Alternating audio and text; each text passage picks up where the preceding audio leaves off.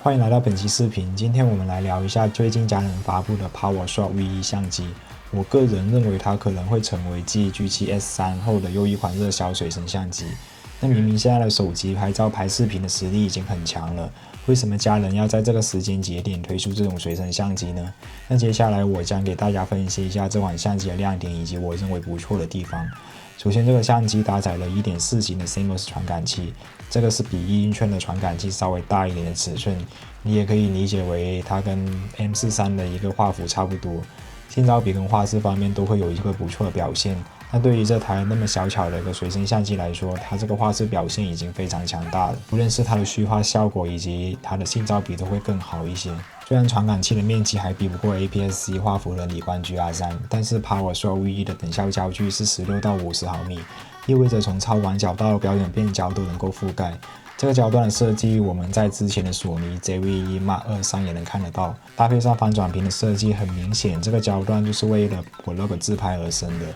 那在拍照方面，它搭载了全新开发的2230万像素的 CMOS 传感器，也采用了第二代的全像素双核对焦，支持了人物以及动物的眼控对焦。在电子快门下连拍能达到30张每秒，机械快门下能达到15张每秒，但是在机械快门下只有2000分之一秒。机内自带的14种色彩滤镜以及一些比较好玩的外观效果，可以根据场景的一个喜好进行选择。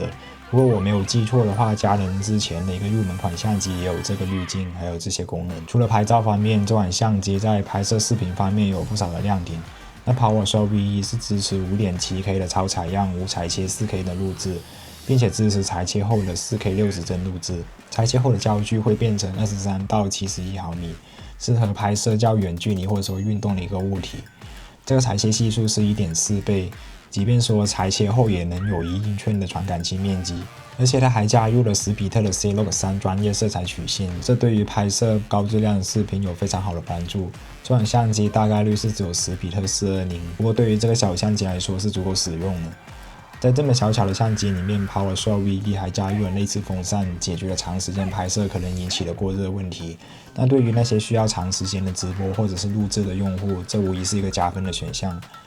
以我居住的广州为例，夏天基本上都在35度左右，有了内置的风扇加持，拍摄到卡满或者是电池没电也不用担心过热的问题。由于这次机身加厚了，佳能也放入了 R8、R10 同款的 LPE17 电池，能够满足拍摄1个多小时的 4K 视频。在机身设计上， PowerShot V1 也做了很多的细节优化，比如说内置 ND 镜，快速更改了拍摄模式的模式转盘、台里灯以及3麦克风设计，同时也保留机顶的数字音频热靴，方便接入更专业的附件。整体看下来， PowerShot V1 依旧是佳能作为传统相机厂商利用自己的优势拼凑出来的一款产品。本质上它还是一个传统相机的一个形态，没有做出像 Pocket 3那样的新形态。尽管 PowerShot V1 的画质很强，但是你作为主打 Vlog 相机，你连边走边拍的效果可能做的都不是很好，直出的动态范围还是这个样子，没有类似手机的多帧合成算法。虽然说加入了 C-Log3， 但是无疑增加了用户的学习成本。官方公布的 PowerShot V1 的定价是5999元，预计在4月份上市。我觉得这个定价还是很有竞争力的，可以说这个相机不出意外就是本年度最强的随身相机。那与之前的 G7S3 相比，G7S3 采用的是等效24到100毫米的一个镜头，偏重更全面的一个焦段覆盖，而且它还内置了闪光灯的设计以及更轻便的一个体积。那除此之外呢，基本上就是 PowerShot V1 更好了，无论是对焦也好，连拍速度也好，像视频拍摄功能以及它的不会过热的一个表现来说，基本上都是完胜于 G7S3。所以说各位除非是比较迷恋 G7S3 的那个等效24到100毫米的镜头，还有内置的闪光灯，其实我觉得还是不要再去加价购买那个比较老旧的 G7S3 了。你看看这台相机或许才是最好的选择，前提是你能原价买到哦。